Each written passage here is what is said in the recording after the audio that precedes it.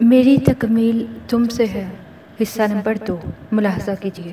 خوشیوں کا وہ دور نہایت خوبصورت تھا لیکن بے حد مختصر ثابت ہوا۔ ثانیہ اور بہروز ان دونوں کو اسکول ڈراپ کر کے اپنے کسی عزیز کے گھر دعوت پر گئے تھے جب راستے میں اجل نے آ لیا۔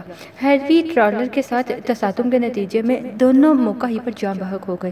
ملک خاندان پر قیامت ٹوٹ پڑی۔ شہروز ملک بھائی باورچ کی ناگہانی موت کے سبب صدمے میں تھے، لیکن کب تک؟ آہستہ آہستہ دنیاوی کاموں میں الجھتے چلے گئے۔ ثانیہ اور بہروز خود منو مٹی تلے جا سوئے، جبکہ ارحان اور انوشے وقت کی بے رحم کڑی دھوپ میں جلسنے کے لیے تنہا رہ گئے۔ منال بیگم نے کچھ عرصہ دکھاوے کے لیے ان کے ساتھ محبت برا سلوک روا رکھا، لیکن جب شہروز ملک کی لاپرواہی دیکھی تو اصلیت پر اتر آئی۔ پہلی فرصت میں اسکول سے اٹھا لیا، اس سولڈ بہانے کے ساتھ کہ بچوں کے ذہن کمزور والدین کی ابدی جدائی کا صدمہ برداشت نہیں کر پائیں گے، پڑھائی کا اضافی بوجھ کیسے برداشت کریں گے، وہ ان کی تعلیم و تربیت کا بیڑا خود اٹھائیں گے۔ شہروز ملک کچھ کہنے کی پوزیشن میں نہیں تھے۔ منال بیگم کو فری ہینڈ مل گیا۔ انوشے اور ارحان کی تعلیمی استعداد سے وہ ہمیشہ خائف رہی تھی۔ ان کے اپنے بچے شہر کے بہترین اسکول میں پڑھنے کے باوجود عجبی قابلیت کے مالک تھے۔ حسد نے تقریبی سمت راہ دکھائی تھی اور وہ آنکھیں بند کر کے چل پڑی تھی۔ انوشے اور ارحان کے لیے آیا کا بندوبست کر دیا گیا۔ کھانے پینے کے علاوہ دیگر گھریلو سرگرمیوں میں بھی وہ سب سے الگ تھلگ تھے، جیسے کوئی عضو معطل۔ منال بیگم بات پہ بات انہیں ڈانٹتی، مارنے سے بھی نہ چونکتی۔ ماں کی دیکھا دیکھی بچے بھی یہی روش اپنانے لگے۔ 8 سالہ ارحان، جس نے کبھی ایسے حالات کا سامنا نہیں کیا تھا، بدصورت رویوں کو سہ کر بھی چپ رہتا تھا کہ حساسیت اور حالات نے عمر سے زیادہ تجربہ دے دیا تھا۔ لیکن جس دن اس نے وشال کو انوشے کے بال نوچتے اور تھپڑ مارتے دیکھا تو سراپا قہر بن گیا۔ اس دن اس نے جی بھر کر وشال کی درگت بنائی، نہ صرف تھپڑ مار مار کر پھولے پھولے سرخ گالوں کو مزید سرخ کر دیا، بلکہ کینچی سے بال بھی کتر ڈالے۔ اس تمام کارروائی کے دوران انوشے پاس کھڑی تالیاں بجاتی رہی تھی۔ ارحان اپنے انتقام پر مطمئن بلکہ شادہ فرحاں تھا، لیکن یہ انتقام جتنا مہنگا پڑا تھا، اس کا اسے اندازہ بھی ہوتا تو وہ کبھی بھولے سے بھی ایسا نہ سوچتا۔ منال ملک کو پتہ چلا تو انہوں نے انوشے کو مشال کی تحویل میں دے دیا۔ ارحان کے ہاتھوں کو گرم گرم چمٹے سے داغا، وہ روتا تڑپتا رہا، لیکن ان کی شکل قلمی میں سرموں برابر فرق نہیں آیا تھا۔ آخر وہ تکلیف برداشت نہ کر پاتے ہوئے بے ہوش ہو گیا تو انہوں نے بس کی۔ انوشے مشال سے خود کو چھڑا کر بھاگ کر باؤل میں پانی لے آئی، لیکن یہ ستم ظریفی صرف یہیں تک نہیں تھی۔ ارحان کا جلن اور درد سے برا حال تھا۔ بوڑھی آیا ظلم کا یہ ہیبت ناک مظاہرہ دیکھ کر رو رہی تھی، بار بار مرہم لگانے کے لیے منال بیگم سے اجازت مانگ رہی تھی، لیکن وہ اپنے ارادے میں اٹل تھی کہ وہ مشال سے معافی مانگے۔ آخر اسے مشال کے قدموں میں جھکنا پڑا تھا۔ منت سماجت علیحدہ داستان تھی۔ اس دن کے بعد سے ہاتھ تو دور آنکھیں تک نہ اٹھی۔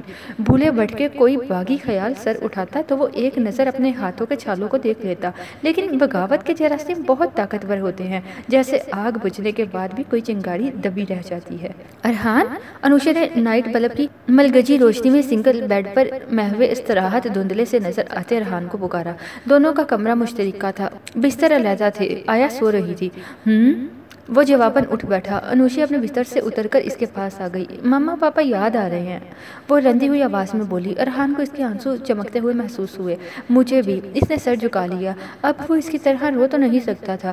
مجھے ان کے پاس جانا ہے، وہ یکدم سسکیاں بھرنے لگی۔ یہاں نہیں رہنا، مما پاپا کے پاس جانا ہے، مما پاپا کے پاس، وہ روتے ہوئے ایک ہی جملے کی گردان کرنے لگی۔ ارحان بجائے چپ کروانے کے بے بس سا اسے دیکھتا چلا گیا۔ اس کے رونے سے آیا اٹھ بیٹھی اور کس طرح بہلا پھسلا کر چپ کروا کر سلا دیا، مگر ارحان اس رات ایک پل کے لیے بھی نہیں سویا۔ اس 8 سالہ بچے کا ذہن آگے کی سوچ رہا تھا۔ بالآخر ایک ترکیب سوچ ہی گئی۔ شہروز ملک کاروباری دورے سے واپس لوٹے تو ثانیہ ملک کی چھوٹی بہن ہانیہ عباسی ارحان کی کال کے موجود تھی۔ بچوں کی حالتیں زاد دکھاتے ہوئے انہوں نے نہ صرف ان کے خوب لتے لیے بلکہ ارحان کو اپنے ساتھ لے جانے کا اعلان کیا۔ شہروز اور منال کے ہوش اڑ گئے۔ ثانیہ اور بہروز کی پراپرٹی کا وارث اب ارحان تھا۔ اسے کھونے کا مطلب کروڑوں کی پراپرٹی سے ہاتھ دھونا تھا۔ ناچار انہیں ہانیہ عباسی کی منت سماجت کرنا پڑی، تمام تحفظات دور کرنے کا وعدہ کیا۔ وہ مطمئن ہو کر لوٹ گئیں۔ ارحان بہت خوش تھا۔ خالہ جو داؤ پیچ کھیل کر گئی تھی، انہیں اس کا بچگانہ ذہن ابھی نہیں سمجھ سکتا تھا، اس نے تو آیا کے ذریعے اس لیے کال کی تھی کہ وہ آ کر اسے اور انوشے کو یہاں سے لے جائیں۔ وہ ساتھ نہیں لے کر گئیں، لیکن جاتے سمے یہ یقین دہانی ضرور کروا گئی کہ آئندہ سے ان کے ساتھ برا سلوک نہیں ہوگا۔ شہروز ملک کے سمجھانے کا اثر تھا یا کچھ اور، بہرحال منال بیگم نے اپنا رویہ تھوڑا بدل لیا۔ دونوں کا ایک تیسرے درجے کے سرکاری اسکول میں داخلہ کروا دیا گیا۔ وہ اسی میں خوش تھے۔ شہروز ملک کا رویہ انوشا سے بدلنے لگا۔ وہ ان کے سب بچوں سے شکل و صورت میں کم تر تھی، لیکن ان کا خون تھی۔ وہ اسے اپنے ساتھ بٹھاتے، اپنے ہاتھوں سے کھانا کھلاتے۔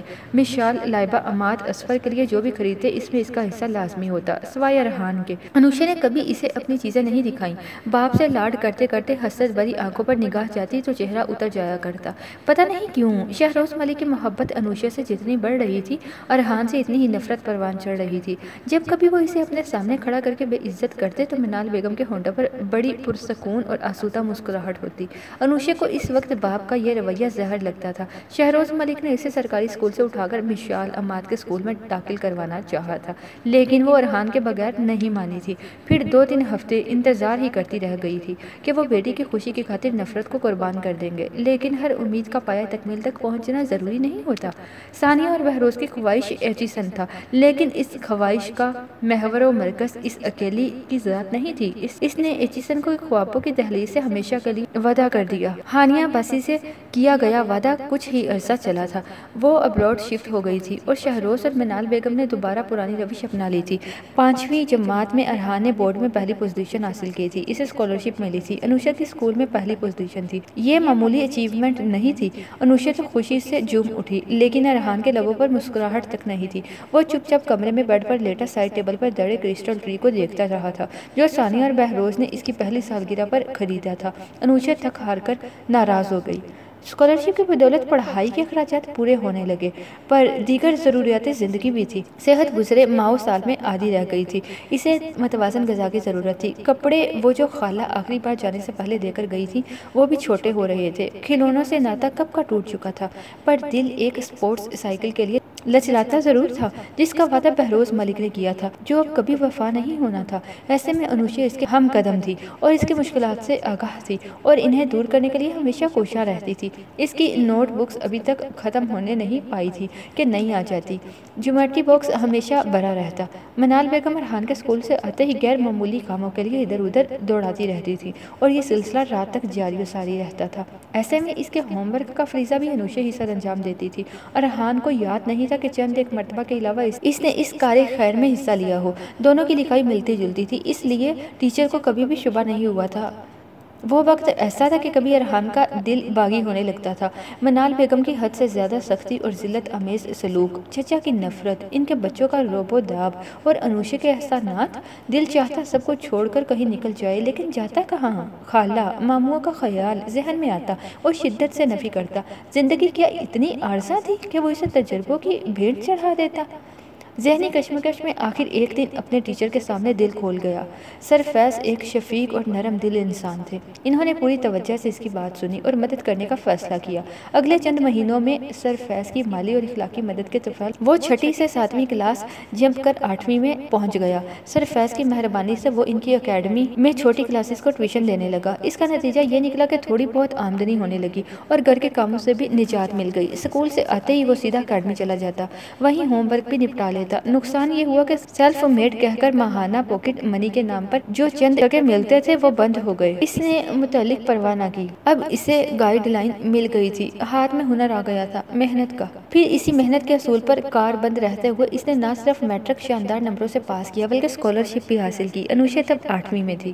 منال بیگم جل کر کوئلہ ہو گئی۔ مشال بھی میٹرک میں تھی اور ان کا ارادہ اسے ڈاکٹر بنانے کا تھا، لیکن اس کے نمبر اتنے کم آئے تھے کہ میڈیکل کا میرٹ نہیں بن سکا تھا۔ چنانچہ اس کا غصہ بھی ارحان پر اترا۔ سارا دن وہ بلا وجہ نوکروں پر چیختی چلاتی رہتی اور بات پہ بات انوشا ارحان کو ڈانٹتی رہتی۔ وہ دونوں اتنے خوش تھے کہ اس ڈانٹ پیٹ کو ذرا برابر خاطر میں نہیں لایا۔ خوشیاں ان کے لیے ایک نایاب چیز کی طرح تھی اور نایاب چیزیں بار بار کہاں ملتی ہیں۔ کالج کے بعد یونیورسٹی کا دور شروع ہو گیا۔ انوشا کی خواہش کے مطابق اس نے UET میں ایڈمیشن لیا تھا۔ وہ بہت خوش تھی۔ ارحان کے لیے UET کا خواب وہ پچھلے 3 سال سے دیکھتی آ رہی تھی۔ سچ تو یہ تھا کہ ارحان کی دن رات کی محنت اپنے لیے کم اور اس کے خواب کی تعمیر کے لیے زیادہ تھی۔ دنیا میں صرف ایک وہی تھی جو اس سے مخلص تھی، جس کے لیے وہ اپنے آپ سے مقدم تھا۔ وہ اس کے خوابوں کو کیسے نظر انداز کر دیتا، جس کے خوابوں کا محور و مرکز اس کی ذات تھی۔ وہ اس کا سب کچھ تھی۔ اور پھر وہ یادگار دن بھی اس کی زندگی میں آیا جب وہ UET سے شاندار تعلیمی ریکارڈ، بے شمار اعزازات اور سرٹیفکیٹ لے کر رخصت ہوا تھا۔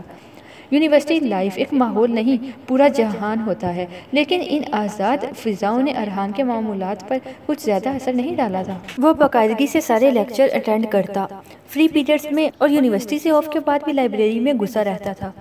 اوائل جوانی میں ہی وجاہت ٹوٹ کے برسنے لگی تھی۔ شباب کا رنگ دن بہ دن گہرا ہوتا جا رہا تھا۔ اس کی شخصیت متاثر کن بلکہ سحر انگیز تھی۔ انداز تلکم شیریں اور دل نشیں تھا۔ اس کے مطلق دلائل، دو ٹوک انداز، سنجیدگی اور متانت مقابل کو گرویدہ کر لیا کرتے تھے۔ وہ اپنے ڈپارٹمنٹ کا سب سے لائق فائق اسٹوڈنٹ اور یونیورسٹی کا جانا پہچانا نام تھا۔ وہ کون سا میدان تھا جہاں اس کی کامیابی کے جھنڈے نہیں گڑے تھے؟ ایک اور میدان صنف مخالف کا دل تھا۔ وہ جہاں سے گزرتا نگاہیں قدموں میں بچھی ملتی، وہ بے نیازی سے گزر جاتا۔ یہ اس کا میدان نہیں تھا۔ یونیورسٹی میں دوران تعلیم وہ اس صنف کے سائے سے بھی بچتا آیا تھا۔ پھر اس کی زندگی میں ماریا ظفر آئی۔ وہ زندہ دل، شوق، بات بے بات کہے لگانے والی، محفل کو منٹوں میں گل گلزار بنا دینے والی لڑکی تھی۔ ارحان کو اس کی چلبلی عادت نے متاثر کیا، اس لیے اس نے از خود جب اس کی طرف دوستی کا ہاتھ بڑھایا تو وہ بلا تعامل تھام گیا تھا۔ یونیورسٹی میں ان کی دوستی کے خوب چرچے ہوئے۔ منسٹر کی بیٹی کے ساتھ تعلق کو جتنا بھی اچھالا جاتا کم تھا۔ وہ فلرٹ نہیں تھا کہ اسکینڈلز کی سطح پہ رہتا، پر آئے دن اس کے اسکینڈلز بننے لگے۔ وہ لڑکیاں جو پہلے صرف دور سے دیکھ کر راہیں بڑھتی تھی، اس کے ساتھ اپنے سچے جھوٹے ریلیشن کو نمک مرچ لگا کر پھیلانے لگی۔ وہ اگنور کرتا تھا حتیٰ کہ یونیورسٹی کا دور تمام ہوا، لیکن ماریا ظفر سے اس کا تعلق برقرار رہا۔ ارحان کی BSc پری انجینئرنگ اور انوشا کی پری میڈیکل میں پوزیشنز آئیں تو منال ملک جل بھون کر کوئلہ ہو گئی۔ وقت انہیں چاروں شانے چٹ کر رہا تھا۔ ان کے چاروں بچے سرد اور کوششوں کے باوجود تعلیمی میدان میں پوری طرح ناکام تھے، اور جن کے مقدر میں ناکامی ہونی چاہیے تھی، کامیابی ان کے قدم چوم رہی تھی۔ سب تدبیریں الٹی گئی تھی، لیکن نہیں، امید ابھی کچھ باقی تھی۔ ماریا ظفر سے ارحان کے تعلقات صرف باہر تک محدود نہیں رہے تھے، وہ اس کے گھر تک رسائی حاصل کر چکا تھا۔ ہر فنکشن میں اس کی پریزنس ضروری ہوتی۔ ماریا کے والد ظفر فاروقی کی وساطت سے وہ کاروباری حلقوں میں جان پہچان پیدا کر چکا تھا۔ ٹیکسٹائل اس کا میدان تھا، اور اس سے متعلقہ اس کی معلومات اگلے کوٹ ٹکنوں پر مجبور کر دیتی تھی۔ تجربہ اگر پریکٹیکلز کا محتاج نہ ہوتا تو اس میدان کا وہ بے تاج بادشاہ تھا، لیکن یہ عملی تجربہ اس کی راہ کی بناوٹ بن گیا تھا۔ اسے سرمایہ کی ضرورت تھی، اور سرمایہ کہاں سے آتا؟ شہروز ملک کو عرصہ ہو گیا تھا اس کی ضروریات سے لا تعلق ہوئے۔ خود اس کی اپنی حیثیت اتنی ہی تھی کہ ضرورتیں پوری ہو جاتی۔ ماریا اس کی مشکلات سے آگاہ تھی اور انہیں ختم کرنے کے لیے مکمل طور پر پرعزم۔ اسے یقین تھا کہ ارحان اس کی آفر کو مائنڈ نہیں کرے گا، مگر جب اس نے فائنانشل ہیلپ کی آفر کی تو اس کا ریئیکشن اسے حیران کر گیا۔ اس نے صاف انکار کر دیا۔ بھیک کی کمائی سے محل کھڑے کرنے سے بہتر ہے میں جھونپڑی میں ہی گزارا کر لوں۔ یہ بھیک نہیں ہے ارحان، ماریا نے کہنا چاہا۔ حوصلہ، ہمت، ایک صحت مند، مضبوط اور مکمل جسم رکھنے کے باوجود آپ کو مدد کی ضرورت پڑے تو وہ بھیک ہی ہوتی ہے، بلکہ بھیک کی بدترین شکل، اور ایسا انسان بدترین بیکاری ہے۔ ڈونٹ مائنڈ ماریا، لیکن مجھے بیکاری نہیں بننا۔ اگر میں وہ حاصل نہیں کر پایا جو میں چاہتا ہوں تو میں وہ بھی نہیں بنوں گا جس کی آفر تم مجھے کر رہی ہو۔ اس کی بات قطع کر کے تیز لہجے میں بولتے ہوئے اس نے اپنا نقطہ نظر واضح کیا۔ ماریا ظفر دل مسوس کر رہ گئی۔ ارحان نے اسی شام اسٹڈی روم میں بیٹھ کر اپنے سارے مسائل شہروز ملک کے گوش گزار دیے۔ وہ نہ جانے کس دل سے بیٹھے اسے برداشت کر رہے تھے۔ پیسوں کا مطالبہ سنا تو ہتھے سے اکھڑ گئے۔ تمہارا دماغ ٹھکانے ہے؟ کہاں سے لاؤں میں اتنے پیسے نواب زادے کے لیے؟ میں آپ سے نہیں مانگ رہا چچا جان، میں وہ پیسے مانگ رہا ہوں جو میرے پاپا نے اپنا خون پسینہ ایک کر کے کمائے تھے۔ اس نے دل کڑا کر کہا۔ کیا کہا؟ تمہارے باپ کے پیسے؟ ارے کون سے پیسے؟ کیسے پیسے؟ تجوریاں وری چھوڑ کر گیا تھا تمہارا باپ جس کا مطالبہ کر رہے ہو؟ کروڑوں کا قرضہ لاد کر گیا تھا میرے سر پر، جس کا پہاڑ میں نے اتارا ہے۔ کہو تو وہ دے دوں؟ وہ تلملائے ہوئے زہریلے لہجے میں بولے۔ ارحان نے خون کے کئی گھونٹ اندر اتارے۔ انس انکل، بہروز ملک کے وکیل، پاپا کے بہت اچھے دوست بھی تھے۔ ان کی مہربانی سے یہ ول میرے ہاتھ لگی تھی، جس کی روح سے پاپا کی تمام تر پراپرٹی کے وارث میں اور انوشا ہیں۔ ظاہر ہے وہ قرضے تو ہمارے نام نہیں کریں گے۔ اس نے جیب سے پیپر نکال کر ان کے سامنے لہرائی۔ شہروز ملک تنزیہ مسکرائے تو انہیں جیسے مزہ آیا تھا۔ یہ ول پڑھ لیں تو کی وضاحت ہو جائے گی۔ اس نے پیپرز آگے بڑھائے۔ مجھے ری ریڈنگ پسند نہیں ہے برخودار۔ انہوں نے پیپرز ہوا میں اڑا دیے۔ وہ وکیل اگر اتنا ہی مخلص ہوتا تو سالوں پہلے بہروز کا وصیت نامہ میرے حوالے نہ کرتا، اور اگر تم نے اسے غور سے پڑھا ہوتا تو اس وقت میرے سامنے نہ ہوتے، مگر اب پچھتائی کیا ہوتا۔ وہ مسکرا رہے تھے۔ کیا مطلب ہے؟ کیا کہنا چاہ رہے ہیں آپ؟ وہ الجھا۔ بہت نہ سمجھ ہو تم، اسی لیے اپنے ہی پاؤں پر کلہاڑی مار بیٹھے ہو۔ ان کے لبوں پر زہریلی مسکراہٹ تھی۔ مطلب یہ کہ پیسہ ہر درد کی دوا ہے، اور یہی دوا میں نے تمہارے انس انکل کو دی تھی، جو اس نے وصیت نامے کے بدلے قبول کر لی۔ یہ وصیت نامہ فرش پر پڑے پیپرز کی طرف اشارہ کیا۔ میرے حکم پر تیار کیا گیا تھا۔ جب اس نے مجھے آئے روز تمہارے اس کے پاس لگتے چکروں کے بارے میں بتایا، یہ تمہاری آزمائش تھی تاکہ میں تمہارا اصلی چہرہ دیکھ سکوں، اور وہ سامنے آ گیا۔ آج تم وصیت نامہ لے کر آئے ہو، کل کو قانونی چارہ جوئی کرنے چل دو گے۔ تم آستین کا سانپ ہو جسے میں اپنے گھر پر رکھ کر پالتا رہا، لیکن ڈسنے کی نوبت نہیں آئے گی۔ میں اس سے پہلے ہی تمہارا سر کچل دوں گا۔ صفدر، انہوں نے نوکر کو آواز دی۔ جی صاحب۔ وہ بوتل کے جن کی طرف حاضر ہوا۔ دراز سے خاکی لفافہ نکال کر دو مجھے، انہوں نے ارحان کی طرف دیکھتے ہوئے کہا، جو شوقڈ کھڑا ان کا مکروہ چہرہ نمودار ہوتا دیکھ رہا تھا۔ صفدر نے لفافہ نکال کر انہیں دیا، جو انہوں نے ارحان کے منہ پر پھینکا۔ یہ تمہارا آگ نامہ ہے، رشتے کا لحاظ رکھتے ہوئے بخش رہا ہوں، ورنہ امید ہے دوبارہ کبھی شکل نہیں دکھاؤ گے۔ Now get lost. انگلی سے دروازے کی طرف اشارہ کیا۔ ارحان پتھر کا ہو گیا تھا۔ آپ ایسا کیسے کر سکتے ہیں؟ سرسراتی ہوئی آواز اس کے لبوں سے نکلی۔ میں بتاتی ہوں۔ منال بیگم اندر داخل ہوئیں۔ چاروں بچے پیچھے تھے۔ پکڑو اس کو اور دھکے دے کر گھر سے باہر نکالو۔ کمینہ، حرامی، مردود، جس تھالی میں کھایا اسی میں چھینک گیا۔ احسان فراموش، کمینے، ماں باپ کی کمینی اولاد، اپنے چچا پر دھوکے کا الزام لگا رہے ہو، جنہوں نے باپ بن کر پالا، کبھی باپ کی کمی محسوس نہیں ہونے دی۔ باہر نکالو اس منحوس کو۔ وہ بآواز بلند چلا رہی تھی۔ عماد اصفر نے اسے گریبان سے پکڑا۔ ہاؤ ڈیئر یو، وہ گررایا۔ عماد اور اصفر کو اس نے ایک ہی جھٹکے میں زمین بوس کر دیا۔ حرامی، کمینے، منال بیگم نے اس پر گالیوں کی بوچھار کر دی۔ کمینہ میں نہیں، کمینے آپ لوگ ہیں جو میرے حق پر ڈاکہ ڈال رہے ہیں، وہ چلایا۔ حرام خور، غاصب، شرم نہیں آتی یتیم کا حق مارتے ہوئے؟ اتنے سال آپ لوگ میری پراپرٹی پر رہائش کرتے آئے ہیں، مجھے ترسایا جاتا رہا اور اب دھتکارا بھی جا رہا ہے۔ میں جیل میں ڈالوں گا تم سب کو۔ اس حق تلفی کا خمیازہ بھگتنا پڑے گا تم لوگوں کو۔ تجھے اس قابل چھوڑیں گے تو پھر نہ۔ عماد اور اصفر اس پر پل پڑے۔ ارحان نے اصفر کا مکہ بچاتے ہوئے عماد کے پیٹ میں گھٹنا رسید کیا۔ دوسرے ہی پل اس کا ونچ عماد کا جبڑا ہلا گیا۔ ڈھیل ڈول میں وہ ان دونوں پر بھاری تھا، لیکن نوکروں کی اس فوج کا کیا کرتا جنہوں نے منال بیگم کے حکم پر اسے ٹھوکروں پر رکھ دیا تھا۔ لمحوں میں حلیہ بگاڑ کر رہ گیا۔ یہ بس کچھ منٹوں کا کھیل تھا۔ تھوڑی دیر بعد وہ سازو سامان سمیت سڑک پر پڑا۔ درد کا ایک سمندر عبور کر رہا تھا۔ کوئی قیامت سی قیامت تھی جو انوشا شہروز ملک کے وجود پر بجلی بن کر گری تھی۔ سانسیں ساکت ہو گئیں۔ دل نے پل کے پل دھڑکنا چھوڑ دیا تھا۔ نیلو نیل پٹیوں سے جکڑا، آہوں کراہوں کو دباتا، یہ وہ جو تھا جس کے وہ کانٹا بھی چبھنے کو گوارا نہیں کرتی تھی۔ اسے چھو کر گزرنے والی گرم ہواؤں تک سے اسے نفرت تھی۔ تو ان سے نفرت کا کیا عالم ہوتا جو اس کی اس حالت کے ذمہ دار تھے؟ وہ جنونی ہو رہی تھی۔ دل چاہ رہا تھا سب کچھ تہس نہس کر دے۔ ایک جوالا مکھی تھا جو اندر ہی اندر ابل رہا تھا، جسے کہیں نہ کہیں تو نکلنا تھا۔ وہ آنسوں کی صورت میں نکلنے لگا۔ بے بسی و اشتعال آپ میں ڈھل گئے۔ نیم گنوزہ ارحان کی آنکھیں کھلی تو اسے ہچکیاں لے لے کر روتے پایا۔ وہ ایک آہ بھر کر رہ گیا، اسی لیے وہ اسے اپنا پتہ بتانے سے گریزا تھا۔ انوشے، نقاہت زدہ آواز میں اسے پکارا۔ اس نے تڑپ کر سر اٹھایا۔ ورم زدہ آنکھوں سے وہ اسے دیکھ رہا تھا۔ ارحان، اس کا نام ٹوٹ ٹوٹ کر انوشے کے لبوں پر ادا ہوا۔ مت رو انشا، مجھے تکلیف ہو رہی ہے۔ وہ دقتوں سے اٹھ کر بیٹھا اور اس کے آنسو پوچھنے لگا۔ انوشا کی ہچکیاں بے قابو ہو گئیں۔ اس کا ہاتھ آنکھوں سے لگاتے ہوئے وہ بلک بلک کر رو دی۔ ارحان نے بے بسی سے آنکھیں بند کر لی۔ دوسرے ہی پل اسے کھینچ کر خود میں بھینچ لیا۔ وہ اس کے سینے پر ڈہ سی گئی۔ اس کے آنسوؤں پر بند باندھنے کا یہ واحد طریقہ تھا جس کا حق صرف فرد واحد ہی کو تھا، لیکن آج یہ بھی کارگر نہیں تھا۔ آنسوؤں کا مرہم سب سے قیمتی ہوتا ہے جو کسی کے زخموں پر رکھا جاتا ہے۔ ارحان کا سارا درد نہ जाने कहाँ जा सोया था, पर आंसुओं का दर्द बाकी रहा। जलती आंखें इसका अक्स थी। अनुषा ने रो रो कर आंखों के सोते पुष्प कर डाले थे। मैं वहाँ नहीं जाऊंगी अरहान, जहाँ तुम नहीं वहाँ मेरा क्या काम? वो इसके सीने पर छुपी हुई आंखें बहाते हुए कह रही थी। तुम जाओगी इंशा, तुम्हारा वहाँ सब कुछ है। वो इसके बालों में उंगलियां फेर रहा था। सब कुछ? वो सिसकी। मेरा सब कुछ तो तुम हो अरहान, फिर भी तुम वहाँ जाओगी इंशा?